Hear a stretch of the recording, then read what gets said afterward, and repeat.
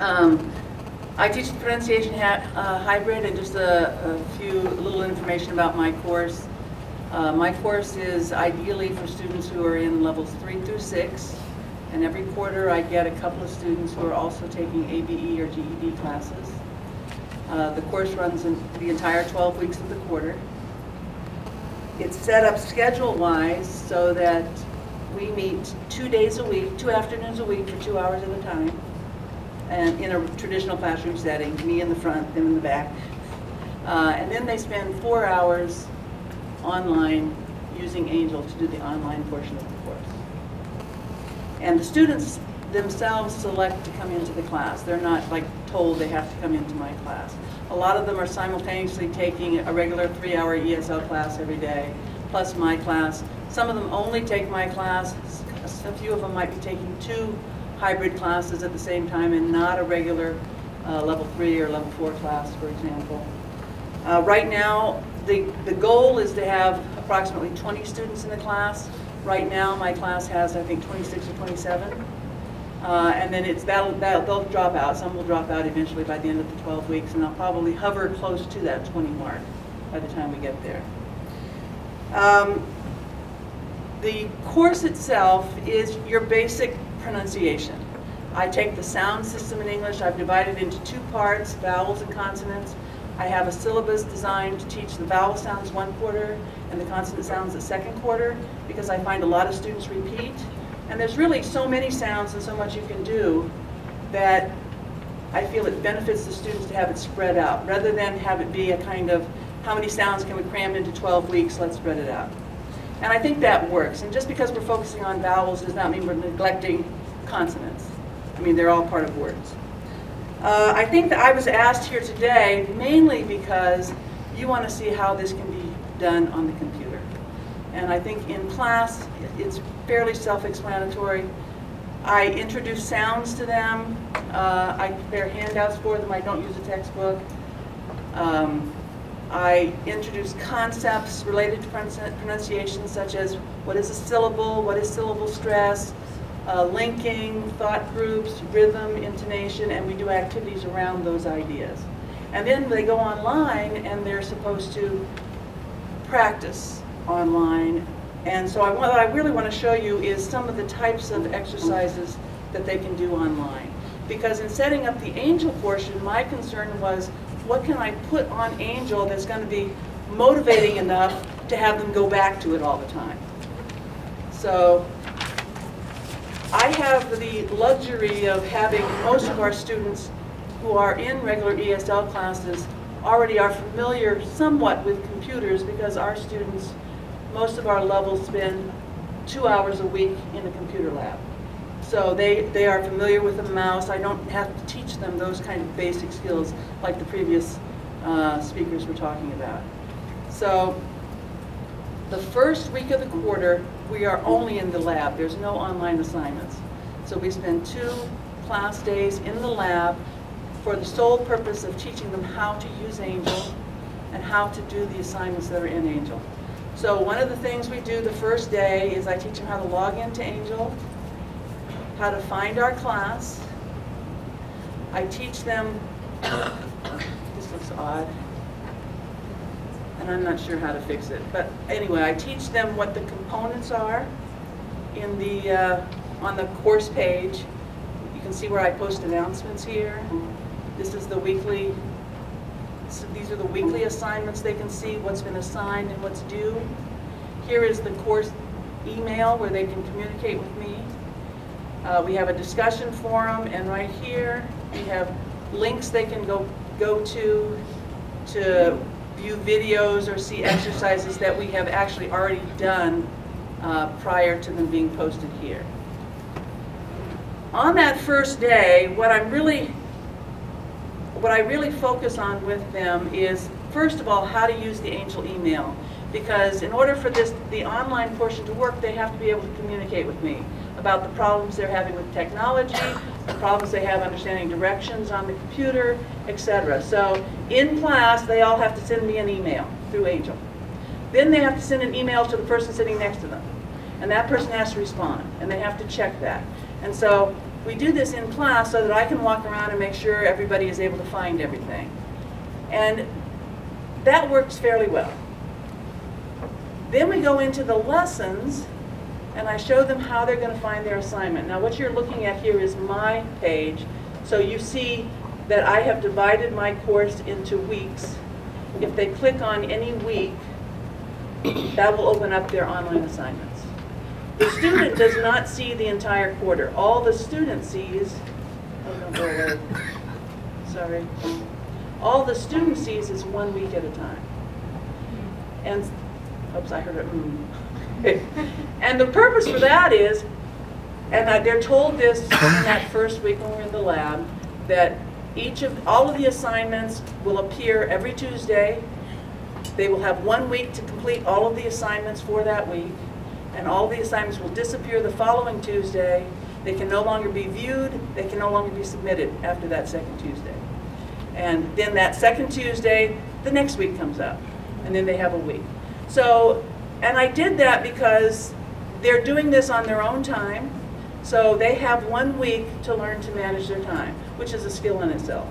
So, and you know, once they've missed a few deadlines, they learn that that really does shut down after a week. And this really is, you know, one of the nice things about this class is it's really helping them transition to college classes where there are real deadlines. And so if we start in my class and there are real deadlines, I think that they learn that when teachers say that, that's what happens. Plus, there's really a limit to how many late assignments I want to have. The kind of assignments that they do online are of different types. And that first week in the class, when we're in the lab, I have assignments, and let me see if I can find those for you, that are trying to duplicate the kind of assignments they're going to be doing on their own throughout the quarter. So in that first week, the first assignment is them going online. They have to download a handout, they have to answer the questions on the handout, and they have to send it back to me using the Dropbox. And I do it first, projected on a screen. I encourage them to take notes to the steps I'm following because, as the previous speaker said, there are a lot of steps to submitting things through Angel. But it's not impossible. They just have to, you know, taking notes is a good skill to learn as well. And then I post on the announcement page a handout that actually lists the steps that we did in case they forget. So they download a handout, they answer questions, they send the handout back to me. A lot of assignments throughout the quarter are like that. A second kind of assignment is where I ask them to go to there's a link that will link them to a website on the internet where there are exercises, pronunciation exercises, grammar exercises that relate to something that we're doing in class. For example, this week we've been working on compound nouns. There are websites that deal with compound nouns, so that exposes them to more of them. And so they're directed to go there, do some exercises. Depending on the website, I might ask them to find a particular piece of information and tell me that information through the Dropbox. In addition to comments about how useful the website was to them, what's something they learned in the website. Tell me 4 new compound nouns you learned, for example. That's a second type of assignment. A third type of assignment would be where, let's see if I can find one for you. They're told to go to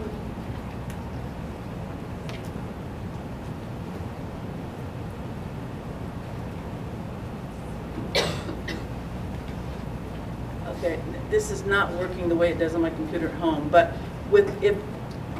this is a video. So I download YouTube videos onto Angel so that actually when they click on the assignment, the video screen English like this actually should appear. And they can watch a video that again reviews or repeats something that we did in class. And then again, watch and listen. After watching, their assignment is to give me comments in the Dropbox and perhaps some piece of information from the video. And probably the most useful type of assignment that I have to show them how to do in the lab that first week, and the one that we do more of as we progress through the quarter, is they have to create sound files of their own voices and send those to me. And I think that's the assignment that we do over and over again that most students comment on as being the most useful for their pronunciation. And when you think about it, I mean, that's true. Wouldn't we all like to sit down one-on-one with one person, pronounce things, have that person correct our pronunciation? And that's exactly what's happening through Angel with these sound files. So what they do, let me see if I can find this one, compound nouns. They have been in class, I've given them a handout where they had to fill in the blank with the compound noun that matched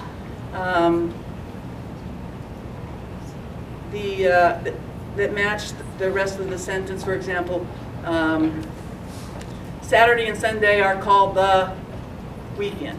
Okay. Now, as far as pronunciation, for those of you that don't know, we stress the first part of that compound noun. Stress would be on week. Okay. So they do this assignment in class where they together fill in the blanks with compound nouns. We pronounce them with the correct stress, and then they go online. This is the handout that we did in class, so you can see what that looks like. And this is your basic handout. But on the assignment that they do at home, after we've pronounced in class, they've done it with a partner, with even in odd sentences, they've gone around the room, I've listened and corrected them, then they go home and they can listen to compound nouns. Ta-da.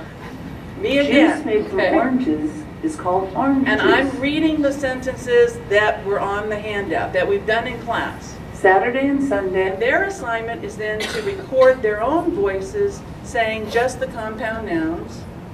They send those to me. And you can see that what I do is I then give them comments back about how they're doing. Okay? So that, and let me see if I can find one.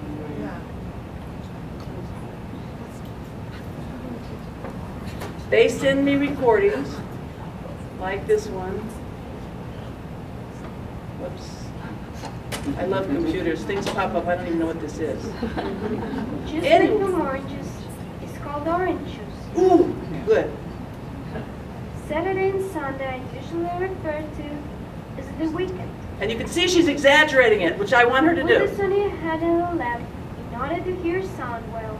Headphones. Americans call this game soccer, but the British call it football. Okay. There All are right. many colors. Oh, stop. I really don't know how to stop it. Where is it? Oh, you're the tech person. Sorry. So anyway, this will go on forever. I don't know where it is. The meal most people eat when they first wake up in the morning is breakfast. My goal is to stay one step ahead of them. From the And, oops. You have to close it. Yeah. But where is it?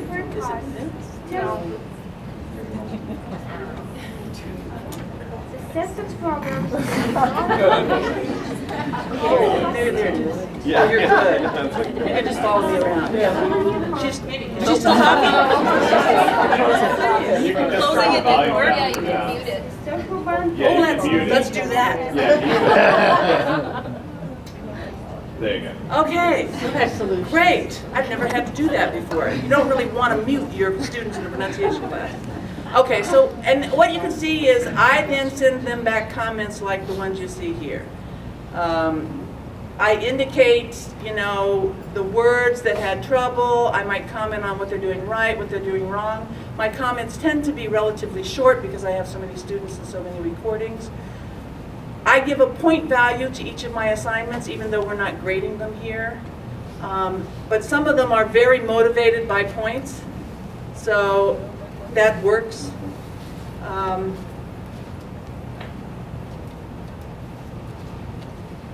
I'm trying to think what else I wanted to add to that. So as I said, I think it's that feedback on the recording that is the most beneficial to the students. And in fact, I looked through course evaluations that students had done, and I was trying to see what I could add to this, what I'm telling you, from a student's perspective that focused on the online portion of it. And really, their comments aren't a lot when they do their course evaluations. They tend to comment more on the instructor, and you don't care about that, so I wanted to focus on what they said about this. And one student did say, at first I didn't like recording my voice and listening to it because I encouraged them to listen to themselves. Because we know what they sound like, but they don't often know what they sound like. And the experience they have in class listening to each other say the same thing as we go around the room and I correct, is they're learning to develop a sense of what is the correct sound, and they can learn to hear that in their own voices by playing back the recordings they make on the computer. So she said, however, I could hear and know my pronunciation of English by listening to the recordings. And that really is the purpose of the recordings on the thing. So, as for how they record, let me briefly say, originally we used Audacity, and I taught them how to use Audacity, which is free software you can download. Now we use just the sound recorder that's already in the computers, which is very simple to use. When I first started this course here, which was approximately, I think I've been teaching it here 2.5 years or 3 years, and I think how many quarters that is, and it's a lot. Originally, I had classes of students, most of whom didn't even own a computer. Or they owned a computer, but they couldn't afford internet. Or they had dial-up internet, which students today don't even remember. Today, they come into class with iPads. They have iPhones, which they can use to record and put onto a computer, which I don't know how to do, and they do. So their technology skills have really increased by leaps and bounds, and I'm finding I'm actually teaching them less of the real basics of the computer, more specifically, you know, what kind of the assignments they have, what my expectations of them are, and the recording aspect of it, and how to use the Angel, submit assignments back to me. So I'm ready for questions. Questions? Sorry, I'm overwhelmed. Yes. Questions? Have a microphone. Maybe I covered it all. Very efficiently. There you go. Here's a question.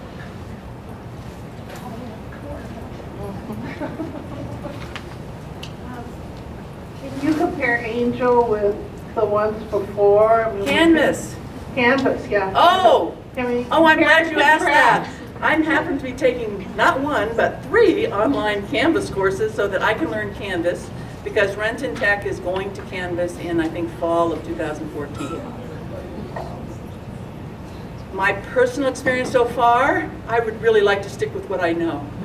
But everybody who I've met who have used Canvas, including the woman sitting at the table, tells me how much nicer it is. So, you know, this is going to be a learning curve for me. And fortunately, we're here on campus, we're trying to get a jump on it so that, again, I have to feel comfortable about it and how to use it and what I can do with it before I can tell the students. The only thing I have experienced so far with what little I know about Canvas is it's much easier for students to post recordings or videos than Angel is. That's much, but the navigating around I find much more complicated, but a lot of that has to do with my limited experience with Canvas. I'm so used to how Angel is, I can file everything away and compartmentalize everything, and I know what to send them to and what they need to avoid, and I haven't figured that out yet on Canvas. More questions? Now, nobody's mentioned the amount of time it takes to listen to all their recordings. Yes, that takes time. And if I had only those 28 students, it would not be so bad, because I'm probably getting, and the recordings are not as long as you think. The recordings I post, maximum, are like a 5-minute listen and repeat. And then the recording they send me is approximately 5 minutes. If you teach a writing class and you correct essays, I mean, it's comparable, okay? But I'm getting several of these, but I'm getting several different types of assignments from students. I'm getting the comments, which are much faster to read because they're only a few sentences.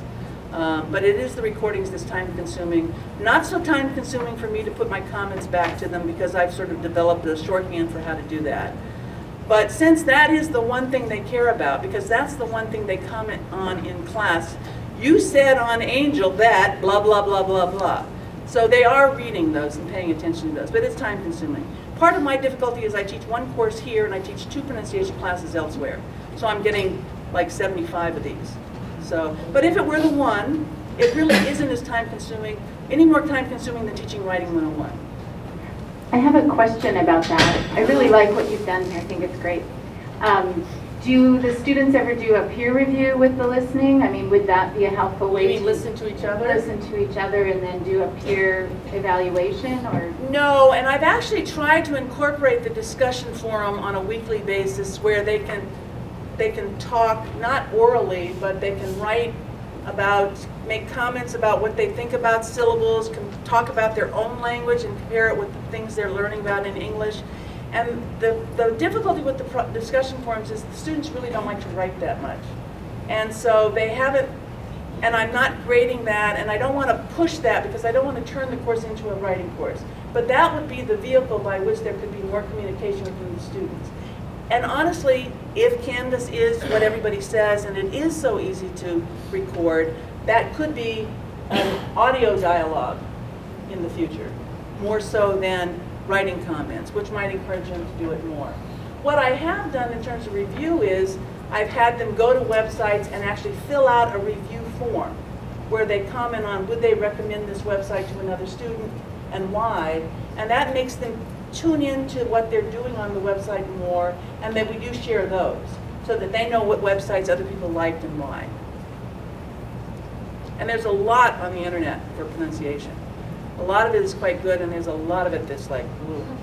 So it's a matter of, over the course of time, picking out what you think is worthwhile. I don't have a question as much as I just have a comment. I just wanted to recognize Kathie. I think you see that she does incredible work. And as she mentioned, I mean, this class has really, generated a following. Word of mouth is out, and students really appreciate this feedback, which is why she has 28 students in her class. And pretty much every quarter has been very high enrolled, except for maybe one where we really experienced a decrease, as many of us have. But she does an amazing job. We've had, as she mentioned, GED students. We've had some staff members take the class, as well as some program students who definitely struggle and fall in the adult basic education levels for their speaking specifically. So she's just done a great job, and I think you can see why students appreciate this feedback. You know, like anything else you do, you have to like it. You really have to like it, and nothing gets me more excited than to talk to students about sounds. And for that reason, the amount of time I spend listening to them is not, honestly, I don't know how to say that any clearer, you know. If it was drudgery, I wouldn't be doing it. I would be figuring out something else. So anyway, thank you.